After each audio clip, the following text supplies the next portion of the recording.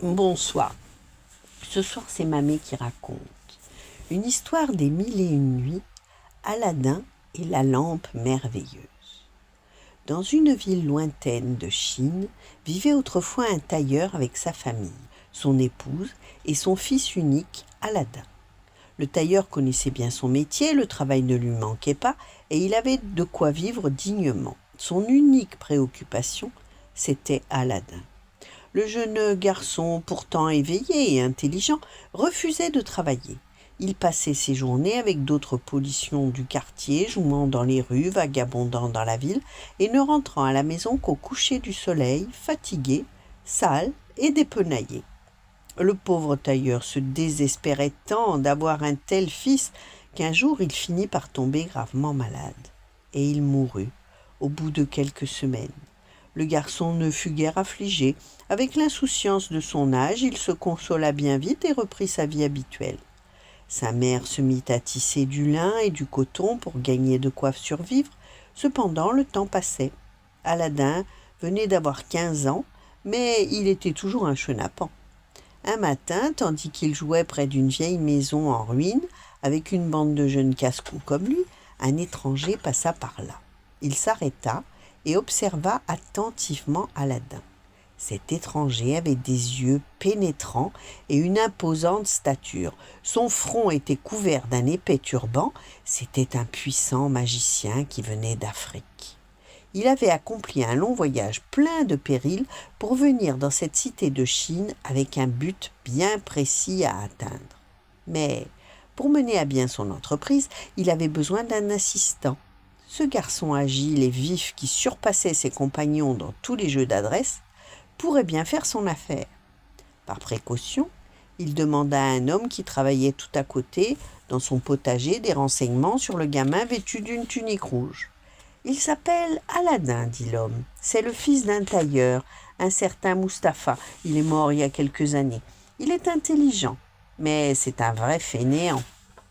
À 15 ans, il vit encore au crochet de sa mère, qui, la pauvre, doit travailler pour deux afin de mettre chaque jour un bol de riz sur la table. » L'étranger sourit mystérieusement. Il avait vu juste. Le fils du tailleur était tout à fait celui qui convenait à la réalisation de ses projets. Il s'approcha du groupe des garçons et interpella Aladin. « Hé, toi, n'es-tu pas le fils du tailleur Mustapha ?» Aladin se retourna intrigué. « C'est moi, monsieur, mais mon père est mort depuis plusieurs années. » Le magicien se mit alors à pleurer. « Oh, quelle affreuse nouvelle! Et si inattendue! Mustapha, mon cher frère, est mort! J'ai donc fait inutilement ce long voyage. J'étais si impatient de le serrer dans mes bras. Quel malheur !» Puis il embrassa Aladin et lui donna une pièce d'or. « Porte ça à ta mère, mon cher neveu, et avertis-la que le frère de son défunt mari viendra la voir demain. » Aladin courut chez lui et donna l'argent à sa mère. Elle prit la pièce, un peu perplexe, car elle ignorait que son mari eut un frère en terre lointaine. Puis s'en fut sur le champ faire des provisions pour recevoir dignement son hôte le lendemain matin. Le magicien vint en effet, comme il l'avait dit. Il fit ses condoléances à la prétendue belle-sœur et lui promit qu'il s'occuperait personnellement d'Aladin, qui devait apprendre un bon métier et ne pas continuer à son âge à vagabonder dans les rues. « Demain, nous irons en ville, dit-il au garçon, et nous chercherons un travail pour toi. » Le matin suivant, ponctuel, le magicien vint prendre Aladin, mais au lieu de le conduire en ville chez quelque marchand ou quelque artisan, il franchit les murs de la cité et l'emmena dans une vallée désolée, au pied d'une haute montagne. Là, il lui ordonna de ramasser du bois. Le garçon obéit un peu étonné. Peut-être son oncle voulait-il lui apprendre le métier de bûcheron. Quand le tas de bois fut assez gros, le magicien y mit le feu et jeta dans les flammes une pincée de poudre noire à l'odeur pénétrante. Immédiatement, il se fit une grande obscurité, la terre trembla et se fissura, découvrant un bloc de pierre muni d'un gros anneau de bronze. Terrifié, Aladin fit un saut en arrière et il se serait enfui à toutes jambes si son oncle ne l'avait pas retenu fermement. « Arrête, petit sot ! Obéis à mes ordres et tu deviendras riche comme un roi. » « Que veux-tu que je fasse ? » ?»« Soulève cette pierre. » »« Je n'y parviendrai jamais, elle est trop lourde. Mais tu le peux, vas-y. » Le ton du magicien était si menaçant qu'Aladin attrapa l'anneau de bronze et tira de toutes ses forces. Comme par miracle, l'énorme bloc roula sur le côté, découvrant un escalier sombre et étroit. « Descends l'escalier, Aladin, » ordonna le magicien. « Ben non, j'ai peur. » Le magicien ôta de son doigt une bague et la tendit au jeune homme. « Prends cet anneau. Il te protégera de tous les dangers. Et maintenant, écoute-moi bien. Voilà ce que tu dois faire. Au bas de cet escalier, il y a une porte. Ouvre-la.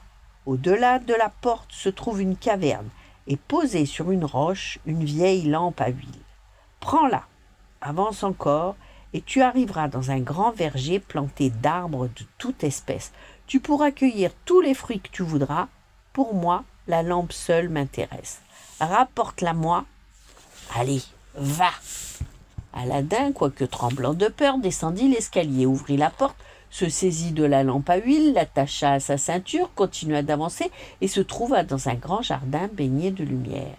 Des fruits de toutes les couleurs pendaient aux arbres, ils étincelaient comme des gemmes. Aladin pensa qu'ils étaient en verre. Il les cueillit et se remplit les poches. Il ne se doutait pas qu'il avait trouvé là un trésor de roi, des émeraudes, des saphirs, des rubis, des diamants.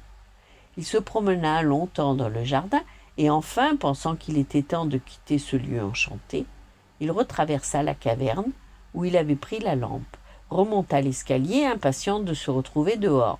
Soudain, sur des dernières marches, il s'affaissa. Il n'avait pas la force de faire un pas de plus. « Mon oncle, aidez-moi à sortir d'ici. Je m'en tirerai pas tout seul, » cria-t-il au magicien qui, impatient, se penchait par-dessus l'ouverture. « Donne-moi d'abord la lampe, puis je t'aiderai, » répliqua le magicien.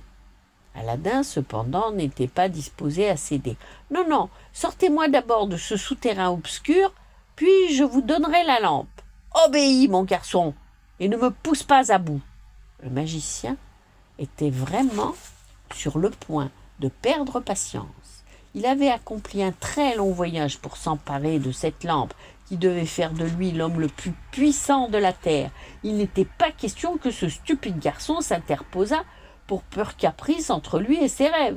Il continua de réclamer la lampe à toute force, mais en vain. Aladin refusait de la lui remettre avant d'être dehors. À la fin, le magicien excédé entra dans une terrible colère. « Ah, tu ne veux pas me remettre la lampe ? Eh bien, garde-la donc pour l'éternité !» Il jeta sur le feu une autre pincée de poudre noire, et la terre trembla, et la pierre roula sur elle-même, obstruant le passage. Puis le magicien s'en alla, écumant de rage. Aladin, prisonnier, pleura et supplia. « Monsieur mon oncle, je vais te donner la lampe tout de suite, mais je t'en conjure, ne me laisse pas ici dans le noir. Dans cet affreux souterrain, je t'en prie, laisse-moi sortir. » Mais personne ne répondit à ses appels. Alors, tout à fait abattu, il s'assit dans un coin sur la dernière marche de l'escalier. Comme il se tordait les mains de désespoir, il toucha l'anneau que le magicien lui avait donné. Et au même instant, un éclair déchira l'obscurité du souterrain, et devant le garçon abasourdi apparut un génie à la mine imposante et de haute stature. « Je suis le génie de l'anneau, » dit-il d'une voix caverneuse.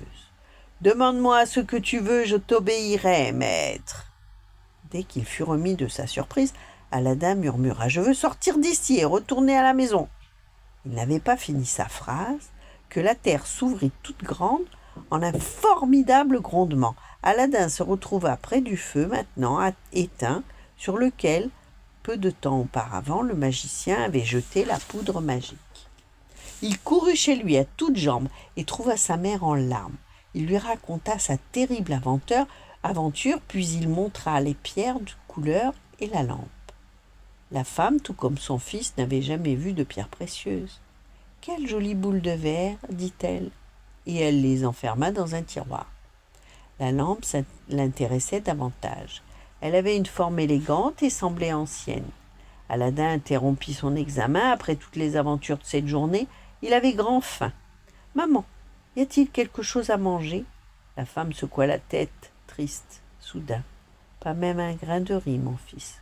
Aujourd'hui, je n'ai pas filé, je m'inquiétais de ne pas te voir rentrer, et je n'ai rien fait. » Aladin eut alors une idée. « Si nous vendions la lampe au marché, nous pourrions en tirer quelques sous. Tu as raison. Laisse-moi l'astiquer un peu, elle fera meilleur effet. » Et la mère d'Aladin prit du sable très fin, mais à peine eut-elle commencé à frotter le métal, qu'un grand éclair illumina la pièce, et un génie gigantesque apparut. « Je suis le génie de la lampe, dit-il, et je suis le serviteur de qui la possède. Commande, et j'obéirai, maître. » Cette fois, Aladin ne fut pas effrayé. « J'ai faim, et je veux manger, dit-il. » Le génie disparut et revint quelques instants plus tard avec 12 plats d'argent massifs remplis de mets délicieux. La mère d'Aladin, qui s'était évanouie de terreur en voyant le génie, reprit ses esprits et tous deux mangèrent de grand appétit. Aladin alla ensuite vendre les plats d'argent au marché et en tira une somme telle qu'elle lui permit ainsi qu'à sa mère de vivre longtemps sans souci. Les années passèrent. Le garçon dissipé était devenu un jeune homme sérieux et travailleur, désormais en âge de se marier. Un matin, tandis qu'il était sur le point de se rendre au marché, il entendit les crieurs du roi qui ordonnaient à la population de s'enfermer dans les maisons et de boucler portes et fenêtres. Boudur, la ravissante fille du sultan, allait passer d'un moment à l'autre. Pas un regard ne devait se poser sur elle sous peine de mort. Aladin, intrigué, résolut de ne pas obéir à cet ordre, et à l'abri derrière les persiennes, il guetta le passage de la princesse et la vit bientôt apparaître dans une chaise à porteur en or. Elle était belle comme l'aurore. Ce fut aussitôt le coup de foudre.